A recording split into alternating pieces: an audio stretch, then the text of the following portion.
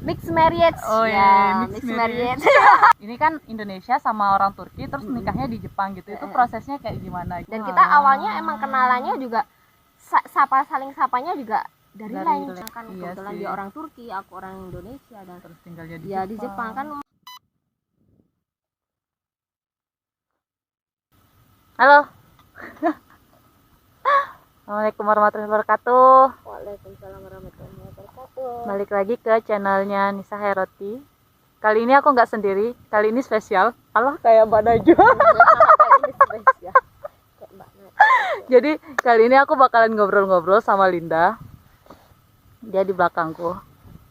Di belakangku. Apa itu? Jadi bakalan ngobrol-ngobrol ngomongin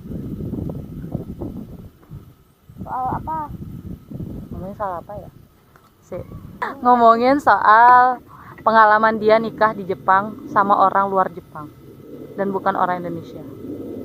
Jadi gimana? Ya udah langsung aja. Langsung aja. Oh, kamu di sini. Oke. Oke, kita langsung. Oke, jadi kenalin dulu. Dia di tengah nggak sih? Kok dia kayaknya? Ntar kayaknya sih dia bisa. Udah. Oke. Udah. Jadi kenalin dulu kamu ya siapa? Oke, guys, penonton ya Allah, para sahabat ya. Kok kayak sih sahabat? Tadi kayak mana aja sekarang kayak Iya, kayak gitu. Aku Linda, apa namanya? Kita tinggal di Jepang, deketan sama Nisa. Cuman aku di sini, apa namanya? Aku nikah di Jepang dan Aku single. iya, Oke, dia fine. single. Ntar kalau misal ada yang mau yang mau propose bisa, guys. Enggak. Terus. Siapa tahu jodohmu lewat YouTube kok. Ya Allah. Nama aku Linda, nama aku Linda. Terus aku juga punya channel sendiri namanya Turkin Travel Vlog, nanti bisa kepoin. Gitu. Dan di sini ntar sama Nisa dia mau tanya-tanya. Oke, gimana? Oke, kan udah kenalin diri nih. Ya. Sekarang kenalin apa? Kan karena kita ngomongin tentang nikah, pernikahan di Jepang antara orang luar Jepang. Jadi kenalin dulu kamu sama dari mana, suamimu dari mana gitu. Oke, kalian udah tahu aku pakai bahasa Indonesia, aku orang Indonesia dan tepatnya di Jawa, guys. Aku orang Jawa. Dan suami itu dia orang Turki. Turkinya itu di Ordu, Karadeniz, apa namanya? Black Sea. Ya laut hitam, deket laut hitam gitu. Oh, iya. Yang pasirnya hitam itu ya? Enggak tahu pasirnya hitam ya? apa enggak ya? Aku tuh kemarin soalnya lihat di Facebook ada foto-foto yang dia tuh fotonya di Black Sea gitu loh. Black Sea, iya. Dan Black Sea itu katanya pasirnya hitam gitu, iya, tapi nggak tahu sama apa enggak. Mungkin. Aku juga sok tahu banget aku. Iya gitu. Tapi kita tinggal di Jepang. Gitu. Nah, terus gimana bisa kenal sama suami? Itu tuh kenal sama suami itu sebenarnya dikenali sama temen, guys. Jadi kebetulan kan dulu banget aku kan pernah pergi kan ke Qatar untuk konferensi gitu, dan di situ ada temennya suami yang otomatis kenal sama suami gitu lah. Cuman kan aku di situ itu pernah cerita soal aku pernah ke Jepang dan pengen punya rencana juga ke depannya itu pengen ke Jepang setelah lulus kuliah gitu. Dan akhirnya dia tuh kayak kita tuh sering kontak-kontakan aku sama temenku itu. Dia tinggal di Qatar tapi dia orang Turki gitu. Oh, yang ini ya yang kamu pas lagi diisi buka sih masih? Iya. Oh alah, jadi iya. kamu kenal si suami ini pas bukan pas di Jepang dulu? Bukan. Oh alah, tapi sorry.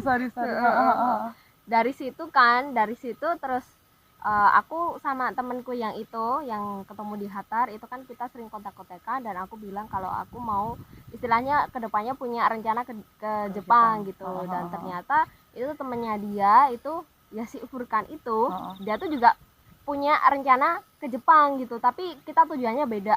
Oh, jadi waktu itu dia juga belum ke Jepang? Belum. Kan dia di Jepang kan berapa tahun ya? Udah 3 tahun ini. Udah 3 tahun ini gitu. Oh, berarti dia cuma lebih duluan setahun dari kita gitu. Iya. Oh. Dan akhirnya bisa nanya soal bab Jepangan gitu kan. Tapi sebenarnya aku juga udah tahu udah tahu Jepang, tapi kan ya udahlah buat apa namanya istilahnya kayak network gitu lah, network gitu kan. Dan akhirnya ternyata ya tadinya nambah network, ternyata nambah bercabang. Aduh, Ya. enggak, soalnya selama ini tuh yang aku pikirin itu kan kalian tuh kenalnya pas kamu di Jepang. Belum. Dan dia itu udah di Jepang saat kamu di Jepang itu. Belum. Jadi aku mikirnya kalau si Furkan itu tuh udah di sini selama 5 tahun 6 tahun ini gitu. Belum. Sekitar 3 tahunan. Dan kita awalnya emang kenalannya juga saling sapanya juga dari line, cuy. Wow. Dari line, jadi apa namanya ya, Sumpah. kita ya belum pernah ketemu gitu. Ya ketemunya juga ya di line ya, kita apa namanya video Oh, kamera, jadi gitu. pas ketemu tahun lalu sama aku tuh itu beneran first Yes, time. first time. Ya Allah, sama bapaknya itu kan juga aku juga. Aduh. Oh, jadi Makanya aku ngajakin kamu. jadi dia pertama kali ketemu itu tuh aku ikut. Iya, sama si Lisa. Aku ikut berdua. Dia terus saksi. saksi. Aku jadi obat nyamuk, cuy. Jadi tapi waktu itu emang disambut baik banget sih sama kan dia si suaminya tuh tinggal sama bapaknya gitu kan. Dan ya begitulah, jadi kita bagus, baik. pertama ketemu ngajakin temen buat jadi saksi. Iya ya, jadi gitu. Jadi Gitu. Awal kenalannya seperti itu. yang ketiga itu pendapat orang tuamu sama orang tua suami dengan hubungan kalian yang beda negara, tapi terus juga gitu-gitu.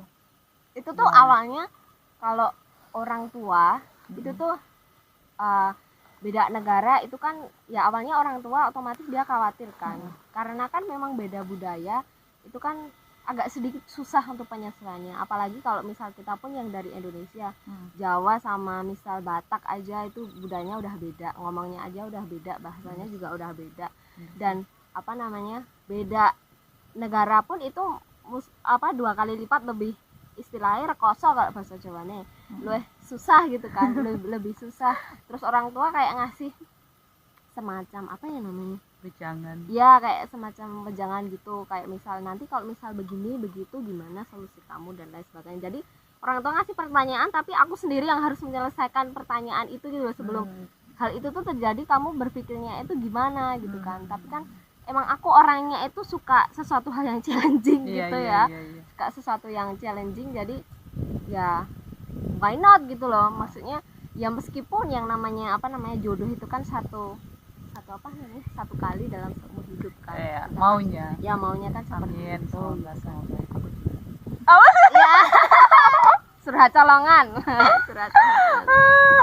Jadi ya gitu. Tapi kita juga kembali lagi harus selektif sih untuk pilih seseorang gitu. Nggak semuanya orangnya baik dan bagaimana. Mungkin aku orangnya bejo aja sih ya, bejo. Maksudnya beruntung gitu loh, dapat orangnya yang baik, yang istilahnya bisa ngopeni gitu. Bisa ngopeni. Iya, seperti itu. Kalau orang tua ngizinin sih. Tapi awalnya sempat khawatir untuk masalah perbedaan bahasa dan lain sebagainya. Terus nanti kedepannya tinggal di mana, maksudnya tinggalnya di mana kan. Kebetulan dia orang Turki, aku orang Indonesia, dan terus tinggalnya di Jepang kan membingungkan sekali guys. So gimana gitu kan, untuk solusi pasti udah ada pembicaraannya di depan gitu loh, sebelum semua hal itu terjadi. Jadi untuk aku orangnya sangat terbuka kan sama orang tua, jadi apa-apa pokoknya diomongke yang ngarep. Jadi seperti itu.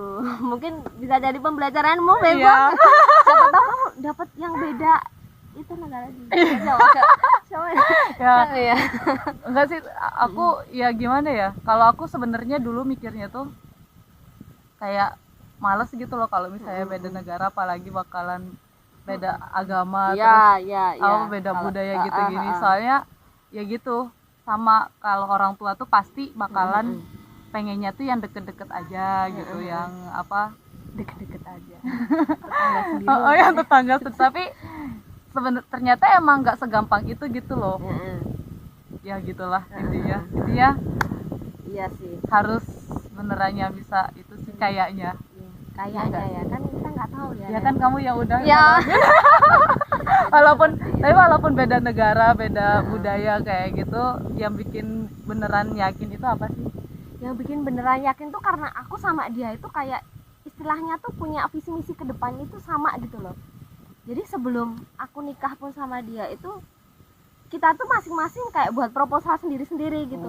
Kan kayak apa ya namanya? Kalau dalam Islam kan ada yang namanya ta'aruf gitu kan. Kan kita awalnya emang belum terlalu kenal banget antara masing-masing.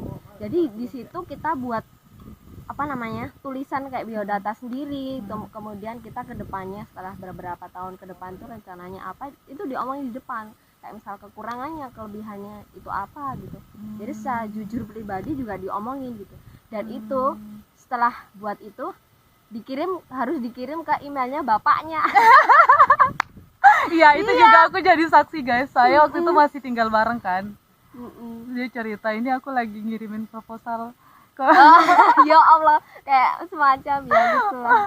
kamu mau kerja ya? Iya, semacam ya Allah ya gitu. Aku begini amat ya gitu. Ya gitu. Jadi perkenalannya lewat secari kertas. Iya. Kan jujur-jujuran. Bagus sih Kekurangan kelebihan. Ya. Terus kalau itu kan keluargamu tadi. Kalau keluarganya dia kayak gimana? Kalau keluarganya dia itu tuh malah segera cepet-cepet aja, maksudnya kan dia orangnya juga Islam kan. Dia orangnya keluarganya juga Islam gitu kan. Dan dari bapaknya juga, maksudnya kan bapaknya nggak selamanya tinggal di Jepang kan. Otomatis kan si Furkan juga bakalan tinggal di sini sendiri gitu loh. Ya untuk istilahnya biar nggak gimana gitu kan. Soalnya kita juga sering upload foto Instagram bareng di itu, dan itu sempat ada keluarganya yang kayak yang komentar gitu loh. Udah punya pasangan dan lain sebagainya, kan nggak enak kalau dibicarain di keluarga gitu. Dan ya udah, kita sama-sama udah yakin dari proposal itu, ya niat kita yang juga baik kan istilahnya. Ya udah, kita melangkah gitu. Wah, nekat ya. Iya, kita nekat. Nah, kan tadi kamu bilang karena yang bikin kamu yakin karena setelah baca proposal masing-masing itu kayak sevisi misi. Apakah itu cukup atau ada hal lain gitu? Maksudnya kalau misalnya masalah gimana masalah perasaanmu ke dia sama perasaannya dia ke kamu gitu. Awalnya untuk perasaan itu penting nggak sih menurutmu? Gitu, perasaan sebelum ya pernikahan. Sebelum pernikahan. Kalau buat aku sendiri, mungkin orang lain itu bisa berpikirannya beda ya. Tapi kalau karena kamu nanya aku, jadi kalau menurut aku sendiri, landasan untuk perasaan itu sebenarnya penting sih kalau menurut aku. Karena ketika kita menjalin hubungan, maksudnya yang paling baik kan kita saling suka. Nah, kalau misal tanpa terpaksa, kalau misal salah satu dari kita itu ada yang nggak suka, itu mungkin bakalan susah untuk diri. Misal aku nggak suka, tapi Furkan suka sama aku gitu, itu akan susah ke depannya, karena kan otomatis ada salah satu seseorang yang dipaksakan perasaannya gitu loh. Jadi mungkin akan banyak lagi konflik-konflik tertentu yang menyakiti batin gitu. Jadi paling enak sih sama-sama suka gitu. Ya meskipun dulu tuh awalnya juga aku pasti merasa ragu untuk melangkah, ini beneran nggak sih aku tuh mau nikah sama orang ini gitu. Sebenarnya tuh ragu gitu, tapi kan kembali lagi yang meyakinkan itu kan ya perasaan kita sendiri gitu kan. Jadi penting sih guys untuk perasaan itu. Kalau kalian nggak punya rasa cinta, rasa sayang, kalian nggak ada hasrat untuk memiliki itu tuh kalau misal berumah tangga, apalagi tujuannya sekali seumur hidup gitu kan. Itu tuh istilahnya mungkin akan sedikit menyakiti batin kalian seumur hidup gitu. Iya sih jadi gitu.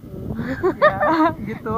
Nah, ini nih yang paling penting, yang mungkin teman-teman penasaran gimana proses pernikahan antara beda negara di negara ketiga gitu. Aduh, ini kan Indonesia sama orang Turki terus nikahnya di Jepang gitu. Itu prosesnya kayak gimana gitu? Wah, ini yang paling panjang sih ini. Guys, ruwet. Atau mungkin kita perlu bikin part 2. Iya, tapi aku udah ini sih buat video untuk prosedur nikah di Jepang itu seperti apa. Tapi mungkin di sini karena kasusku aku orangnya orang asing dan Suaminya suami juga orang asing, sama-sama orang asing. ya sama-sama orang asing.